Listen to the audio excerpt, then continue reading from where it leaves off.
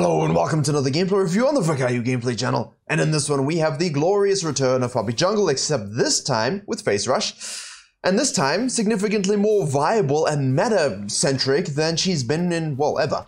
Basically, counter the meta was the last topic for the Poppy Jungle video because she just did well against, your dashes, she interrupted the game plans, she forced disengages. Now though, we have, Talons, Kiana's, Graves' and why do we need Vex when we have the original dash interrupter, Poppy W? And I said this in the Discord when Vex was released, actually. I mean, ironically, there was Yordles. However, Poppy Jungle now is basically taking centerfold to kind of bring about a different way of looking at the meta, and of course countering and, forcing things like Jarvan just to go bye-bye. Playing a Warwick or an Ornn, I can honestly tell you, a Volibear too, I don't like facing Poppy purely because of the ultimate. I mean, everything else aside, that is also good. The wall slap, the shield, the W, the ultimate just makes things a lot more difficult. Runes on your screen now, obviously. Hex Flash, Cosmic Insight, all the movement speed stuff in the sorcery page that you could want. We're going to start here on the blue buff and we're going to flex into our Grom.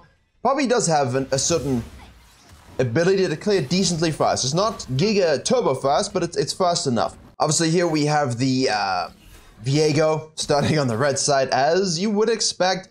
Basically full-on fisting here in the top lane, literally because we have a set, and Poppy's not really concerned with this. However, if you're a part of the Patreon where I upload all the coaching VODs, you would have noticed with that Viego session a few months ago, when you see top laners doing this and you're finishing your wolves as Poppy is currently, you can actually benefit from simply running up here and getting some kills. But, oh, thank you, glorious Raptor Ward. We know that the Viego has done red Krugs, and he will be showing up. Scanner doesn't help you, buddy. We see you. And he's actually doing it. I have not seen this game, so that's brilliant. I'm so glad I randomly thought of that. And EDG Junjia is actually doing it. Yes, we've already had this is easy. Once she basically dashes in, Repulse is used incorrectly, though we do it, not incorrectly, we got stunned.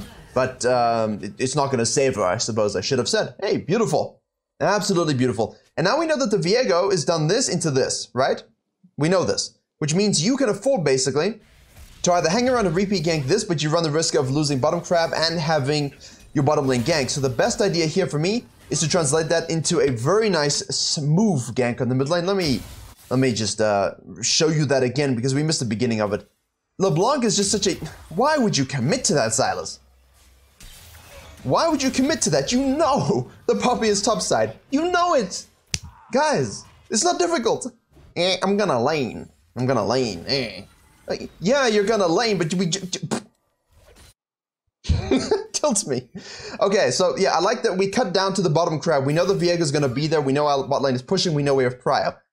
Focusing that top crab repeat ganking is great, but why do that only when we can just deny him a bottom crab as well? It's lovely.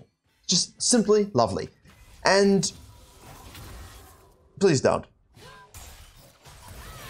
As I said, Poppy W plus the Chains of Destiny knocks him back into the lane, away from the tower, away from the Viego, who's now obviously trying to get the top crab. And here you have to use a little bit of your Yordle brain to recognize, okay, look, I'm chunked. My Grom's gonna be up reasonably soon. I'm not gonna be able to fight over this bottom lane crab here. LeBlanc really does need to reset. So I'm just gonna go down to my red side. At this point, forcing him to waste his time and rotate and react, and as we see, he hasn't done wolves, that's better. Now, however, Viego, if he's an intelligent cookie, will look to steal this Grom. So let's see if he does that.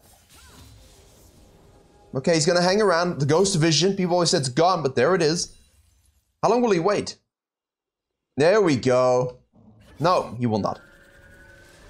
I think he could have actually taken it. Don't you guys agree? Junjia is thinking about this, and I know he's thinking about this. You can see from the pings and the way he's playing.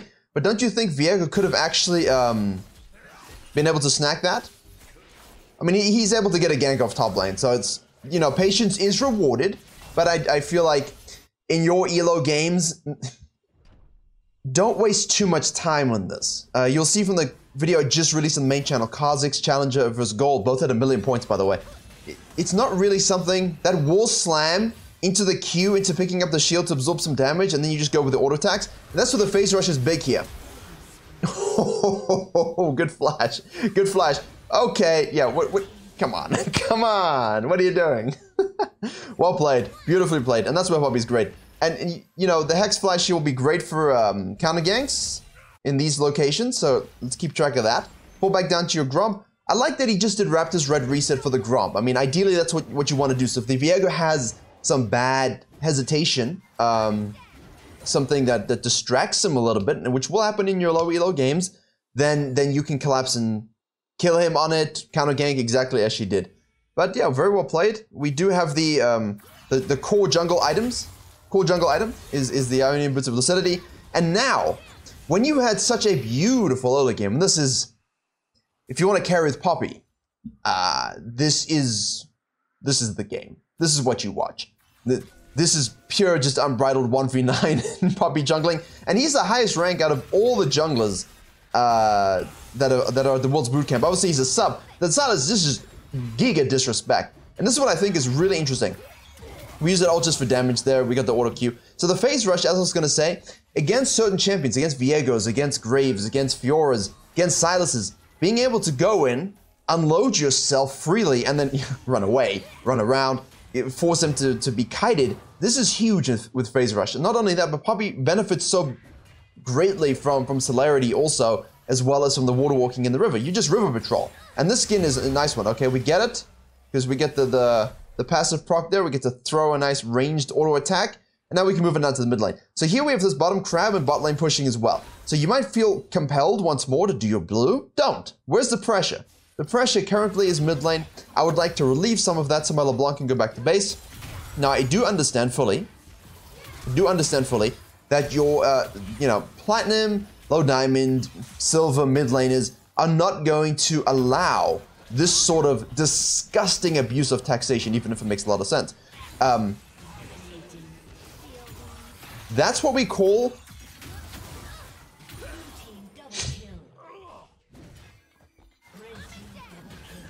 so I don't want to hear in your lives, and you can see this game's got a long way to go, right? I don't want to hear in your lives in your ranked games that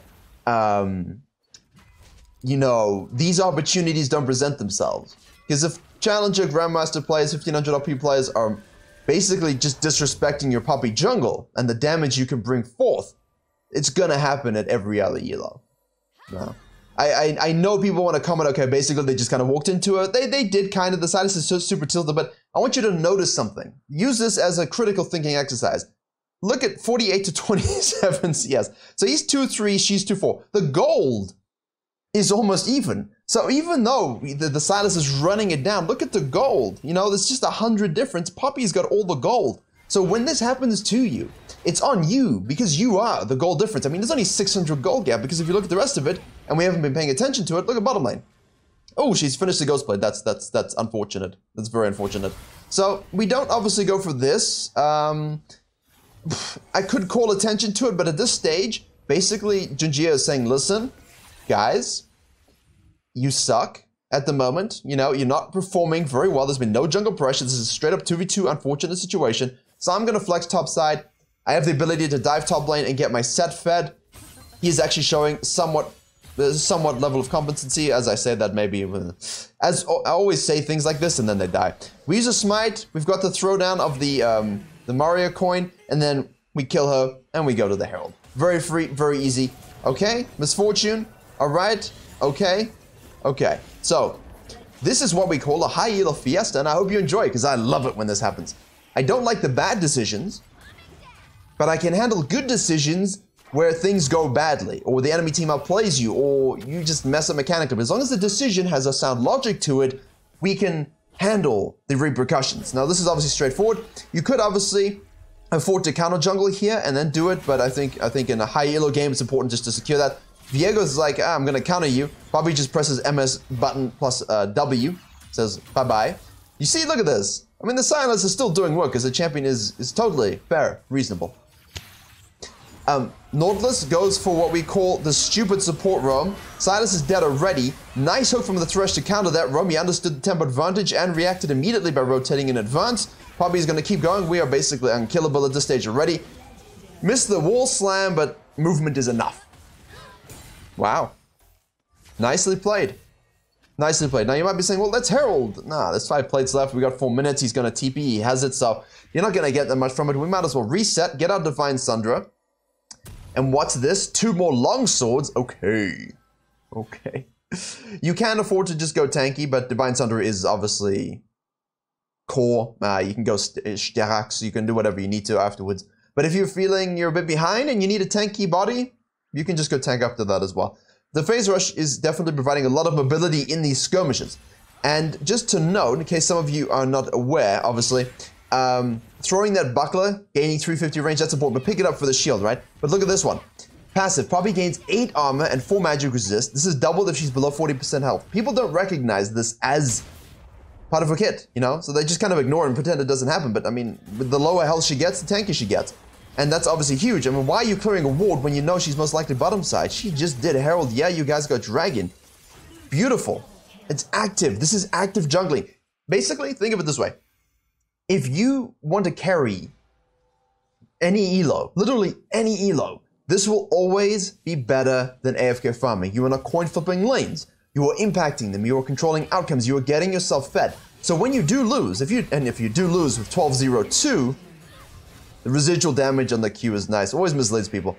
If you're losing from these leads, it's because you're not pushing in the map enough. You know, like here, look at this. It doesn't fall back to Krebs. It says, hey, no, nothing for free. Even if he gets it, nothing for free. Live here. You don't need alt chat for that, though. I think disabling it is absolutely fine. I've had it disabled for 5 years. Every time I disable it, it's a good word for the chat that I get. Nice hook. Thank you, Thresh. And basically W Doom. Very good. This is great hyperactivity. Use your lead. And I think this is what you learn mostly from these Challenger junglers and the World's Boot Campers. I'm sorry, I'm looking down a lot at the map, but also at the recording because I had some issues with it freezing. So mostly I'm looking at the map. Mostly. I mean, she's level 7, we're level 10. I mean, this is just absolute annihilation. And it started and I'm like, sometimes my tracking is just good because I'm sort of in the analytical mood. And I was happy about this. I was really happy that this didn't turn into a 5 camp and you just see them fighting. Just go top lane, kill them. The Viego's not going to have that presence of mind. You know, he's going to go down here. So we just cut down, take the crab, deny this, gank mid lane. It's so easy. Now we can use a Herald because top lane is dead. Set is pushing that. That's 2 outers taken. Misfortune is obviously infusing her overpoweredness with some playthings. And you'll see 14-0-2 by 13 minutes, 7k gold lead. 7k. And when did this gold lead balloon? The match histories, as always, are linked below. And if you download the Mobalytics Companion from that, it does support the channel, but otherwise, just the information that you need is there. It was around this 12-minute mark. I mean, it's here. It's here. You know, this is where we start to set up the balloon. And once you take all those plates, 5 plates top, 5 plates mid. So good. I was kind of... Did he just fail Hex Flash? Did he just fail Hex Flash the Raptor Pit? Bottom side here is because the dragon's spawning. I know you might feel compelled to you sort of do all these things. And I say compelled because it's the goblin in your heads. You know, it's the goblin in your heads as junglers where it goes against your raw intuition and your raw ability to track the game and see the game. You know, in this case, I know Viego's gonna be bottom side. They have nothing else to do but to play around their misfortune. The dragon's gonna be up. So you kind of want to be there first and not last, you know? Don't go top lane. You could. There's nothing wrong with it. But then you understand that you have to understand that your bottom lane could die. More than they've already died. He's just absolutely chilling. There's no need for more gold. We've gone for the Ghost Blade build, which I think is just alpha chat hilarious. Because Poppy does do a lot of damage. See, look at the Phase Rush. Boom, boom, boom, out. Nothing you can do about it. Boom, boom, boom, out. And now you can go back in. Nice run by the Thresh. Disrespect from the enemy team not to split up to, not to coagulate to do the dragon. They just kind of ran in separate directions and weren't really thinking about this. So Poppy could have farmed the whole blue side and gone down. But I do think that the concept here is what if they try and set up first? What if I can get a pick before the dragon and so on? I think that's important to note. And you'll be noticing as well. And when I said it that way, I just thought of John Wick. Be seeing you, but you will be noticing that there's a lot of lane CS being absorbed here. I mean, the LeBlanc I don't think knows how to CS. Is this a Sona main or something like that? Seraphine main? Because Someone check and tell me, because this is just absolutely horrific.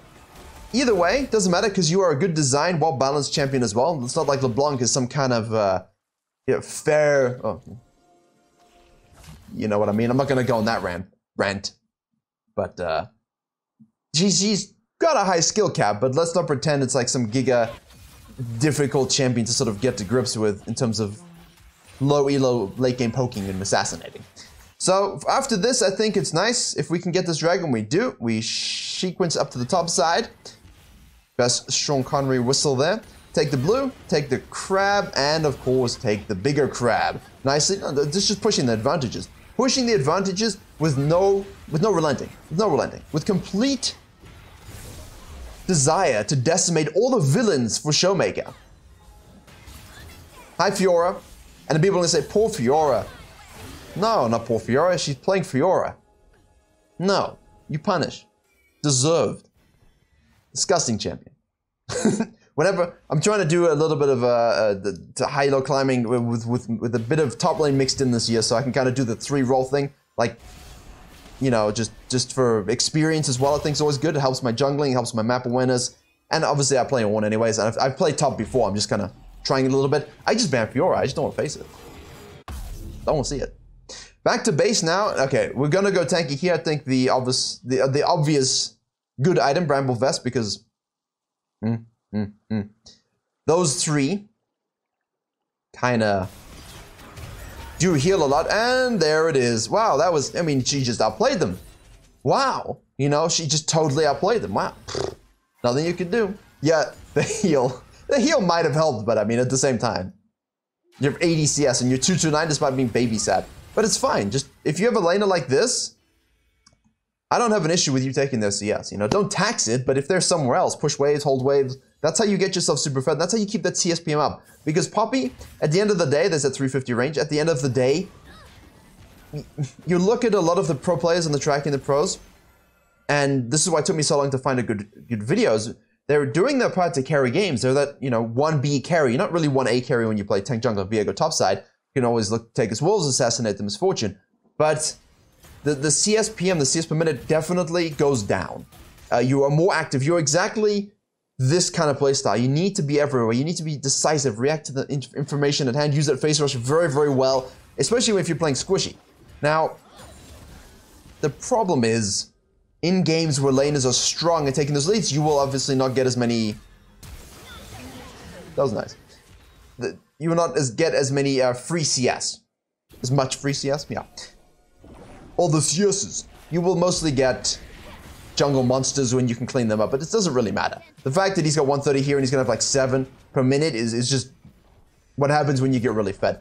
Feel free to go a little bit of Ghostblade though. Have yourself some fun. If someone can do it in super high elo, look, good night. That's the first time we've seen a hardcore disengage ultimate, especially the Nautilus. Hey, that was funny. That was both of them too. We got the shield. We've maxed the Q, obviously. Chuck your little cookie. Get a shield. It's just the W. I think people forgot about Poppy. The W is just, it justifies the pick all by itself. I mean, a lot of great things also, but I mean, I love it. Ooh, a little early on the Q, but doesn't really matter. Beautifully done. And you'll notice, look at this. Look at this. What does this tell you? Between 12 minutes, where they kind of busted those towers and got that big lead, and now, this tells you that the enemy team have been able to get a few picks here and there. We haven't seen it or focused on it. We've been talking about Poppy, how you can jungle and snowball this lead. But the game is not always over when you think it's over in these situations. You know? Not always over. Pull back to the dragon here. Ocean Dragon. Everybody's looking for that hex tech dragon. They look cool. I like it. I like it if we know it in Champ Select. It's not gonna happen, but I think it's fine. And then people are always saying things like, you know, X Soul is overpowered. Yeah, like Cloud Soul's really fair and balanced and enjoyable now, right? Don't you enjoy Cloud Soul, guys? Sorry, Ocean Soul. You know, if an enemy team has Ocean Soul with a Yuumi or a Seraphine or a Sona, and a Viego and a Rost, are you enjoying yourself? No. So how do you stop that happening? Don't get Ocean Soul. Wow. Almost like a 25 minutes to get one dragon and stop it. So it's the same kind of logic. Don't focus on necessarily the power of the dragon. Focus on maintaining tempo and objective ping pong control yourselves. And then once you've done that, I like that. That's cute. When you've done that, usually you can control the soul. And if they do get soul, it's just like any other bloody soul. You have to play around it. Whatever they get, you've got to play around it. Nice pick here. I like it. Out of base, just look for this. Use the Hex Flash just to gap close a little bit, and now for flashy style points. Beautiful. And Misfortune's top. This is just good rotation. LeBlanc did a decent amount of damage there. Seth's going bottom lane. Doesn't have TP. Alright. Don't need him.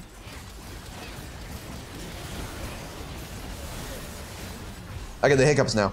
I'm trying to control the hiccups with my mind. Strong willpower can accomplish anything. Although, can it stop hiccups? I don't know. Don't think so. So one thing that is just unbeatable. It's the cosmic force, basically. Do the blue grump, whatever you need to get an item spec. Here we get 1728. So she should be able to get the Deadman's, which she does. Don't stay out for the wolves. Don't stay out longer than this. As long as you can grab yourself your core itemization, maybe a control wood, I would advise maybe that for control wood, but you don't want to be too distorted from your team. So sometimes people stay out for this, and maybe this. They'll go back to base, and now your team's here pushing and pushing and pushing.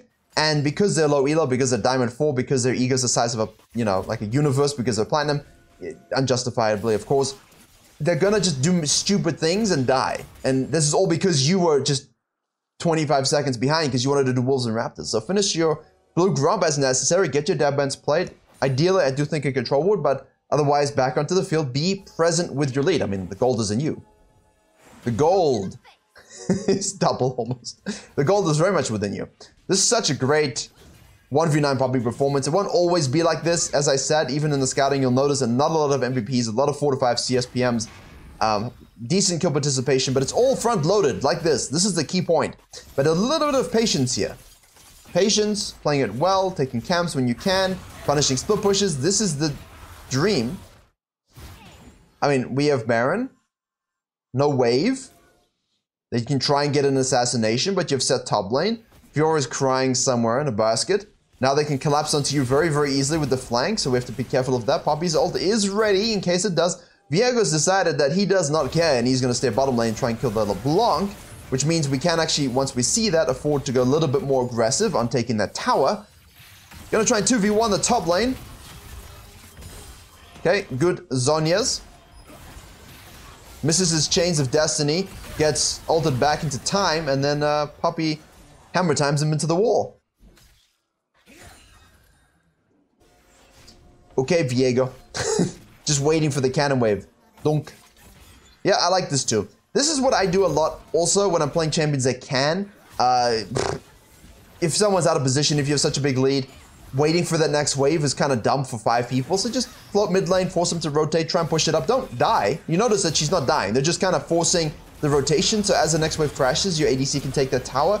Now your ADC can move in with you. If they overstep, you kill them exactly as you should. Take this inhib, take this inhib. You do have this bot wave also, but I don't think it really matters. Don't need to go around the world all the time. When you've got this much of a lead, repost. I mean, look at the flash, E-stun, using the W. You have to, because Misfortune Ultimate is one of the stupidest things at the moment. Beautifully done. Phase Rush Poppy. A little bit of damage instead of unholy tankiness, but hopefully you could see the early game things I'm looking at, that he's looking at, that we're all looking at, and mentally immune to what, ganks? Maybe that's why he ganked him first. Either way, little tidbit on macro at the end and mid-game macro, but hopefully you enjoyed and learned something. Thank you very much for watching. Sorry about tongue-tied a little bit this video. I did release a main channel video also tonight, so do like, share, and comment if you did enjoy and learn something. I have no idea if I said that already. That's where my brain is. Don't forget, 2 more videos on this channel this week. We'll be back to 3 last week, just had some things come up. Thank you very much for watching, and as always, I will see you all in the next tutorial.